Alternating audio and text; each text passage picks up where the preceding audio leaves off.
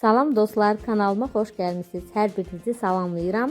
Sizlər üçün bu dəfə də çox maraqlı, rəngarəng bir vlog hazırlamışam. Ona görə hər birinizi sona qədər izləməyə dəvət edirəm. Bu vlogdakı kadrları 2-3 gün ərzində çəkmişəm.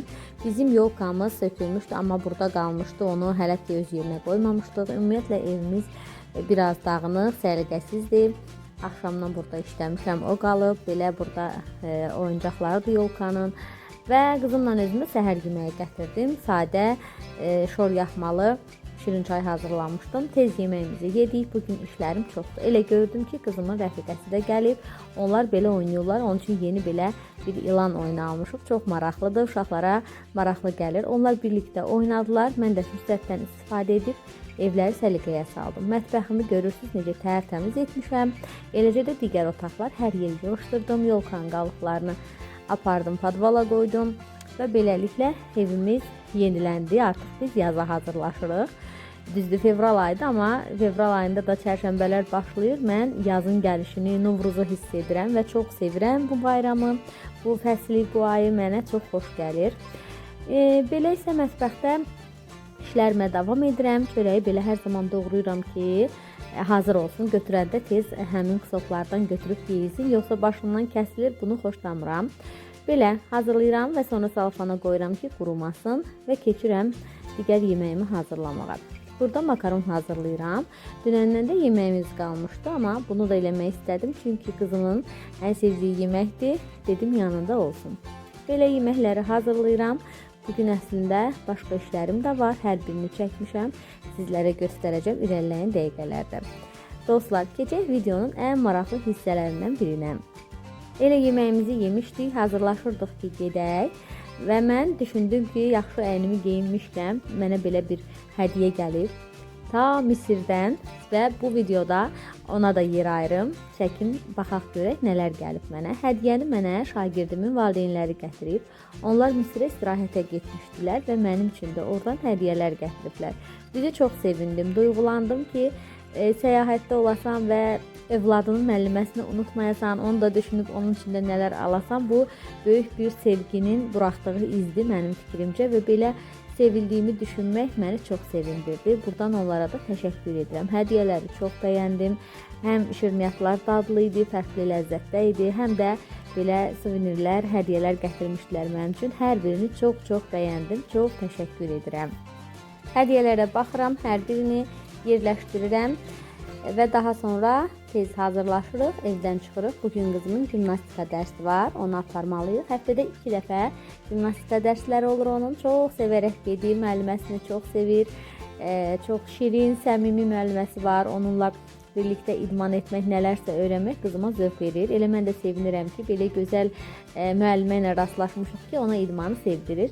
Ümumiyyətlə uşaqlarda, erkən yaşlarda gimnastika çox önəmlidir. Düşünürəm ki, uşaqlar həm qamətini düz saxlayır, həm idmanla məşğul olurlar, bədənləri sağlam olur, həm də digər idman növlərinin sanki başlanğıcıdır gimnastika. Ona görə də getməyini bütün uşaqlara önərirəm.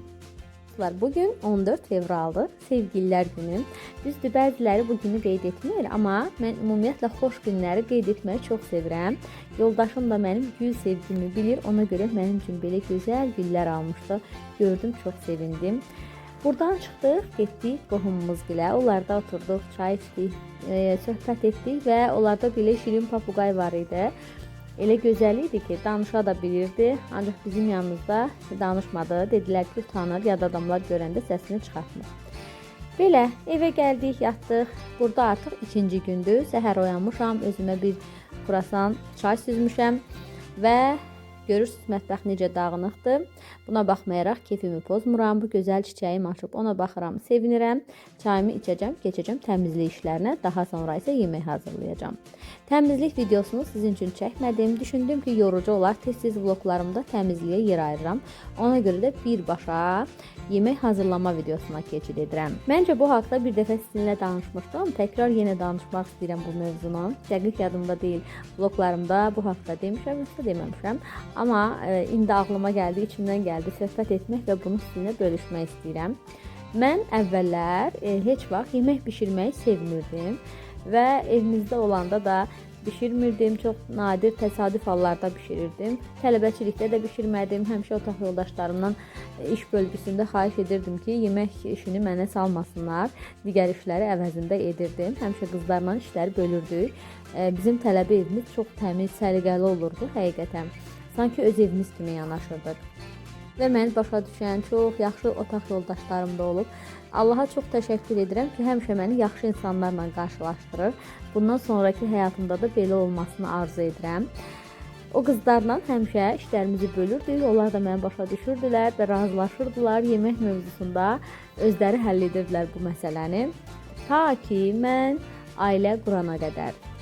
Ailə qurdum. Bizim böyük bir ailəmiz var əslində, amma yemək bişmək mənim öhdəmə düşəsi oldu. Çünki digər ailə üzvlərim yemək bişirə bilmirlər. Onların əksəriyyəti kişilərdir və yemək bişirməyi sevmirlər. Ona görə də mən bişirməli oluram.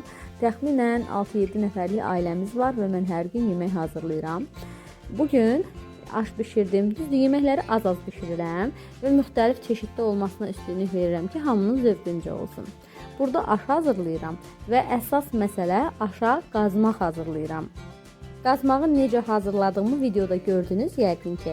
Açıqlama hissəsində isə dəqiq ərzaqların miqdarını qeyd edəcəm, oradan baxa bilərsiniz. Aş da evimizin ən sevimli yeməklərindən biridir.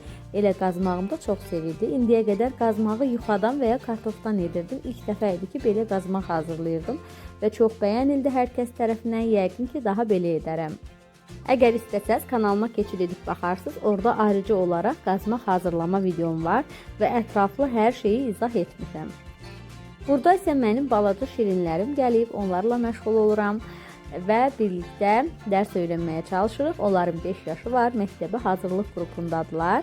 Mən inanıram ki, gələcəkdə onlar məktəb dərslərini çox yaxşı oxuyacaqlar və çox inanıram ki, gələcəkdə də hər biri dahi bir şəxsiyyət olacaq. Çünki onlar çox ağıllıdırlar və çox bacarıqlıdırlar. Dən sonra isə mənim bağlamam var, Temu bağlamam. Gedib onu açacağam, görüm mənə nələr gəlib. O qədər gec gəldi ki, bağlamam, inanırsınız, nə sifariş verdiyimi belə unutmuşdum. Ara sıra xəbərlərdə izləyirdim, Instagramda falan baxırdım. Digər blogerlərə də görürdüm ki, hər kəsin bağlamasında gecikmələr müşahidə olunur. Elə ailə üzvlərimdən də sifariş verənlər var idi. Onlar da dedilər ki, çox gecikmə olur. Adətən Temu bağlamaları 2 həftə ərzində gəlirdi. Bu dəfə nədənsə çox gecikmə oldu. Mənim bağlamam artıq 1 aydan çoxdur ki, gəlib çıxmaq bilmirdi və nəhayət bugün gəlib və sevinə-sevinə açıram, görüm içində nələr var. Burada üz baxım məhsullarını görürsünüz. 30 yaşıma qədər heç bunlara da fikir vermirdim. Amma indi görürəm ki, artıq üzümdə sanki qırışlar əmələ gəlir və bunun qarşısını almaq üçün nələrsə etməyə çalışıram. Evdə maskalar hazırlayıram və özümə də belə üz baxım vasitələri sifariş etmişdim. Burada isə mənim belə bir boz rəngli jaketim var. Bunu da çox sevirək almışdım. Materialı yaxşıdır, qiymətinə görə dəyər. 22 manata almışdım və düşünürəm ki, pis deyil. Burada isə qızıma su qabı almışam. Bu da keyfiyyətli məhsuldur. Seçib aşağı hissədə olan yorumları oxuyub almışdım. Kiçik ölçüdədir, 300 ml-dir. Qiyməti 11 manat idi. Belə sadə su yaşılı rəngindədir. Rəngini qızım özü seçib. Əslində mən başqa rəngdə istəyirdim. Nədənsə özü belə istədi. Yaxşıdır, su axıtmır. Burada isə belə bir vasitə almışam. Paltoların üstündəki tükləri rahatlıqla təmizləyə bilir. Qara paltom var. Onu bir dəfə geyinən kimi çox tüklənir və xoşuma gəlmir. Görək bundan istifadə edərək onu təmizləyə biləcəmmi? Burada isə ev üçün belə bir şəpid almışam. Bizdə şəpid deyilir, bilmirəm siz nə deyirsiniz. Belə bir şey və özümə baxaq bu nədir? Hə, bu isə sepdir. Özüm üçün almışam. Boyunbağıdır. Belə bürcünə uyğun, oxatan bürcünə yansıdır. Günorta yeməyinə aş hazırlamışdım. Axşama isə yoldaşımın istəyi ilə göbələkli toyuqlu bir yemək hazırlayıram. Görək bəyənəcəkmi? Belə rəngli biberlər almışam, soğan doğramışam və başlayıram yeməyi hazırlamağa. Əvvəlcə soğanları yarım halqa şəklində doğrayıram. Qızım da buradadır, bütün işlərdə mənə yaxından köməklik edir. Televizora, telefona çox baxmasın deyə mətbəxdə adətən onu yanımda saxlayıram və ona görə də artıq o bütün yeməkləri hazırlamağı bilir. və hamısına öz yorumunu yapır. Bəzilərini eləmək istəyir. Məsələn, burada göbələkləri doğramaq istəyirdi. Ona görə göbələklərin bir hissəsini mən doğramışam, digərlərini isə o doğrayıb.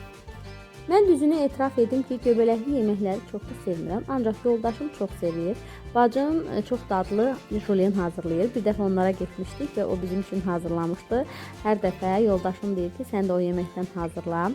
Mən isə hazırlaya bilmirəm, təəssüf ki, məndə yaxşı alınmır.